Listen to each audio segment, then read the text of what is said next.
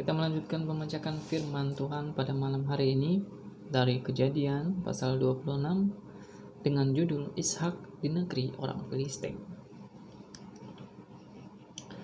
Maka timbullah kelaparan di negeri itu.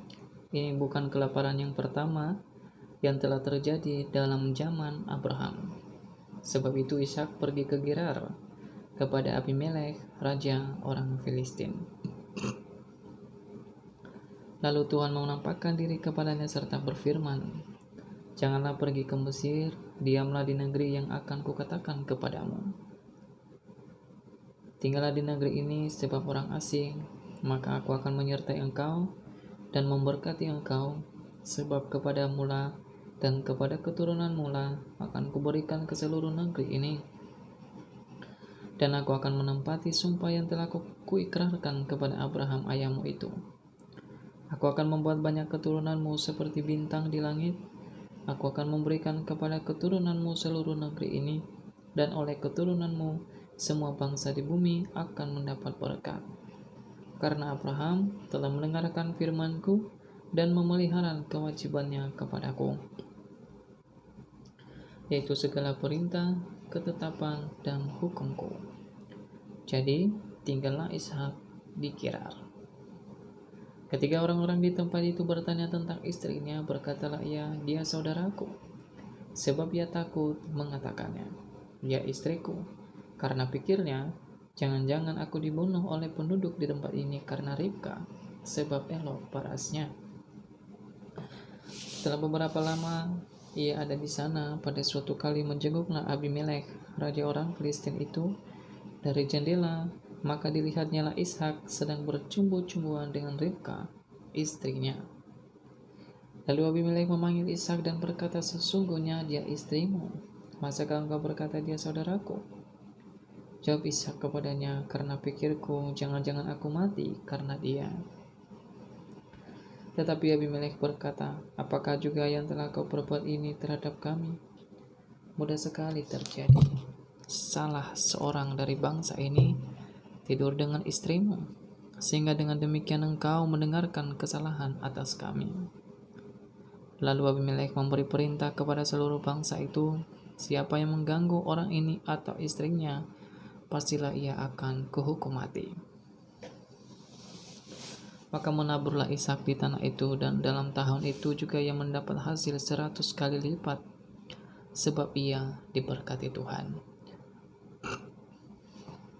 Dan orang itu menjadi kaya, bahkan kian lama kian kaya, sehingga ia menjadi sangat kaya. Ia mempunyai kumpulan kambing domba dan lembu sapi, serta banyak anak buah, sehingga orang Filistin itu cemburu kepadanya. Segala sumur yang digali dalam zaman Abraham ayahnya oleh hamba-hambanya ayahnya itu telah ditutup oleh orang Filistin dan ditimbun dengan tanah. Lalu kata Abimelek kepada Ishak, "Pergilah dari tengah-tengah kami, sebab engkau telah menjadi jauh lebih berkuasa daripada kami." Jadi pergilah Ishak dari situ, dan berkemahlah ia di lembah Gerar, dan ia menetap di situ. Kemudian Ishak menggali kembali sumur-sumur yang digali dalam zaman Abraham ayahnya, dan yang telah ditutup oleh orang Filistin sesudah Abraham mati. Disebutkannya lah nama sumur-sumur itu menurut nama-nama yang telah diberikan oleh ayahnya. Ketika hamba-hamba Ishak menggali di lembah itu, mereka mendapati di situ mata air yang berbual-bual airnya. Lalu bertengkarlah para gembala Gerar dengan para gembala Ishak. Kata mereka, "Air ini kepunyaan kami."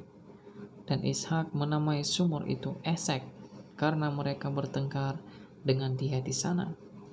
Kemudian mereka menggali sumur lain, dan mereka bertengkar juga tentang itu. Maka Ishak menamai sumur itu Sitna. Ia pindah dari situ dan menggali sumur yang lain lagi. Tapi tentang sumur ini mereka tidak bertengkar. Sumur ini namanya Rehobot.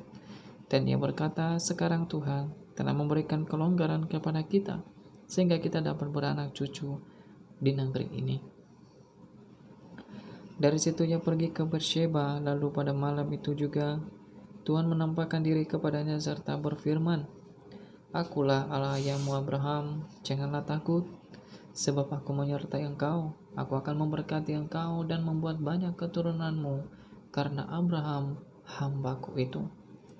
Sesudah itu Ishak mendirikan mezbah di situ dan memanggil nama Tuhan. Dia memasang kemahnya di situ, lalu hamba-hambanya menggali sumur di situ. Datanglah Abimelekh dari Gerar mendapatkannya bersama-sama dengan Ahujat sahabatnya dan Pichol kepala pasukannya. Tapi kata Ishak kepada mereka, "Mengapa kamu datang mendapati aku? Bukankah kamu benci kepadaku dan telah menyuruh aku keluar dari tanahmu?" Jawab mereka, "Kami telah melihat sendiri bahwa Tuhan menyertai engkau.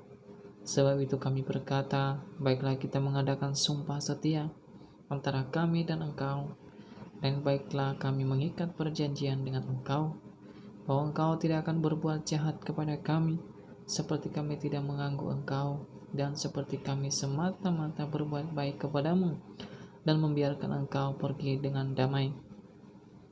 Bukankah engkau sekarang yang diberkati Tuhan?" Kemudian Ishak mengadakan perjamuan bagi mereka, lalu mereka makan dan minum. Keesokan harinya, pagi-pagi bersumpah-sumpahanlah mereka. Kemudian Ishak melepas mereka dan mereka meninggalkan dia dengan damai.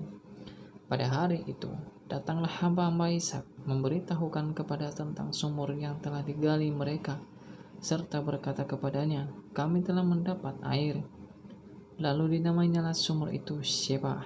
Sebab itu, nama kota itu adalah Berseba sampai sekarang. Ketika Esau telah berumur 40 tahun, ia mengambil Yudit, anak Beeri orang Het, dan Basmat, anak Elon orang Het menjadi istrinya. Kedua perempuan itu menimbulkan kepedihan hati bagi Ishak dan bagi Ribka. Demikianlah firman Tuhan. Tuhan Yesus memberkati.